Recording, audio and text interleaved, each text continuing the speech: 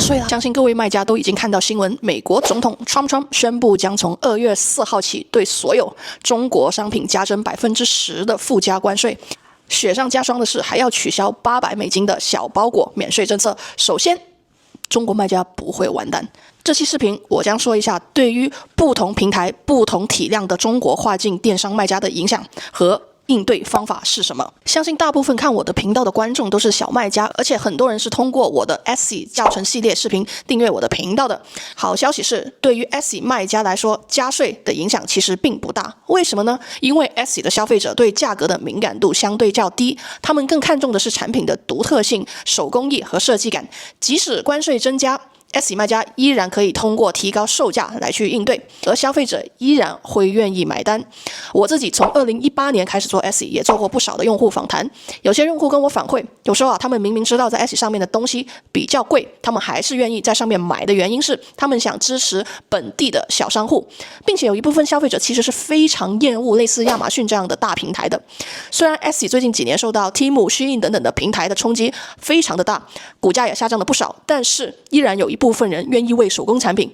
可以定制品质高的本地小品牌的高溢价付费。那如果你是做 Temu 又怎么办呢？对于做 Temu 的卖家来说啊，情况就有点惨了。Temu 的消费者对价格是非常敏感的，平台的商品价格本来就很低，本来做 Temu 的利润空间就非常有限，现在关税增加，成本又上升，利润就进一步被压缩了。很多卖家可能会面临亏损。我看到有的卖家的应对方法是把商品重量控制在500克以内，或者是用更轻的材料，比如把帆布包改成超薄尼龙包去节省物流的费用。另外，联合同行跟物流商签对赌协议，用更高的货量来换取更低的物流价格。另外，我在之前的视频也提到过，其实我更推荐做 Temu 的卖家现在由全托管转成半托管的模式。Temu 平台自己也大力的推动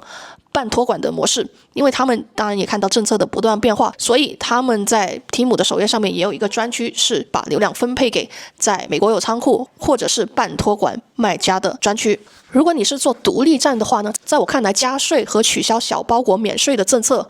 对你的利润的影响可能并没有你想象中的那么大。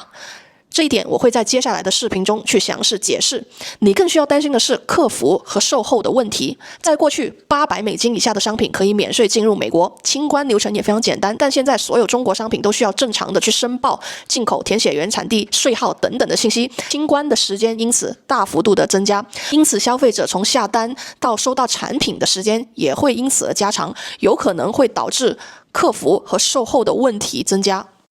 对于大卖家来说啊，去年年底我回国了一趟，去了一趟义乌，跟当地的工厂老板聊了一下，发现他们其实对于加税来说也并没有特别的担心。有的大卖家他们已经开始转移供应链，把工厂搬到比如像越南等等的国家。另外一些大卖家他们还通过第三国转口贸易来躲避关税，比如先把货发到东南亚地区，然后从东南亚地区再进入美国，通过这样的方式可以继续使用 T86， 也就是$800以下的小额包裹免税政策去清关，避免关税的增加。那么大家最关心的问题啊，肯定是作为中国跨境电商的卖家呢，应该如何面对，未来又怎么办呢？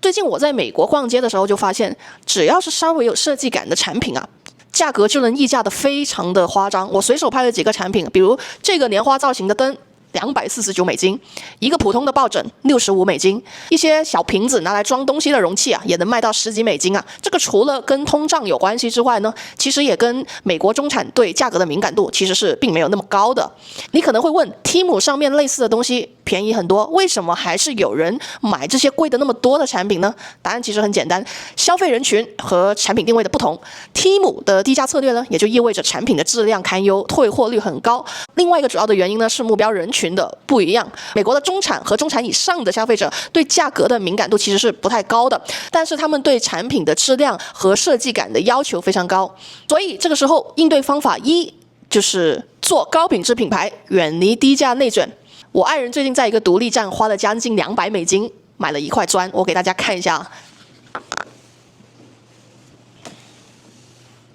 没错，里面装的就是一块砖，接近$200的砖。那么这个砖有什么不一样呢？这个砖其实就是用了最近1-2年比较流行的吸水材质。这个砖主要是用在厨房还有厕所，可以当地毯用。也可以放在厨房里面，放一些洗手液啊、洗碗巾啊，垫在下面的一个小砖。这个材质的好处呢，就是只要水洒在上面，吸水非常快。那么在他买了这块砖之后呢，我们一起去逛 TJ Maxx。结果我们看到同样材质的类似的产品才卖$20，那我就说不如你退了吧。那他说独立站的品质更好呀，那个是品牌啊。其实我知道他只是懒得去退而已啊。这说明了什么？说明就是美国消费者呢其实是愿意为品牌买单的，特别是那种看起来高品质、有质感的产品，特别是你通过描述它整个 listing、整个网站的质感，通过很多高质量的产品视频，让你觉得他家的产品跟别的是不一样的。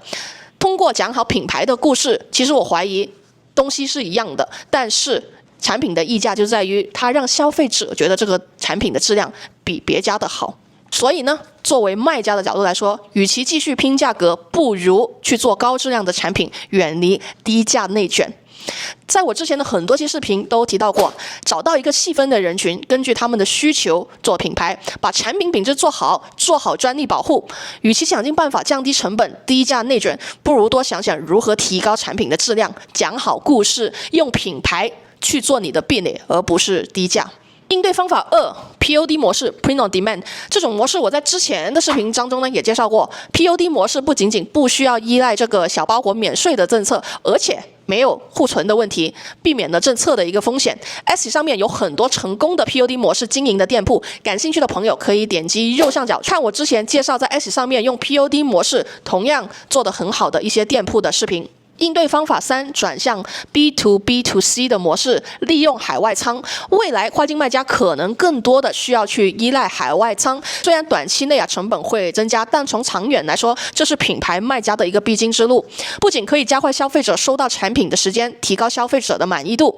为什么很多消费者会选择去亚马逊上买东西呢？而不是品牌的独立站？明明有些时候独立站可以提供更多的优惠，是因为用亚马逊 Prime 的话，从下单到收到产品可能只需要1天的时间，今天买明天就送到了。但是从品牌独立站买的话呢，可能需要1周的时间，因为很多中国跨境卖家为了尽可能的节省成本都会直接从中国发货，这样就能最大化利润。如果是做亚马逊 FBA 的话呢，那就没办法了，你一定要提前先把产品送到亚马逊的仓库，再由亚马逊去分仓到美国中部、西部、东部不同的仓库。所以在亚马逊上买东西才会这么快的收到产品，是因为亚马逊已经提前的做好了分仓。虽然最近有很多对于中国跨境卖家不利的政策，但是我相信有危必有机。这次危机可以倒逼很多原本是走铺货型的卖家去思考如何精简 SKU， 转型做品牌。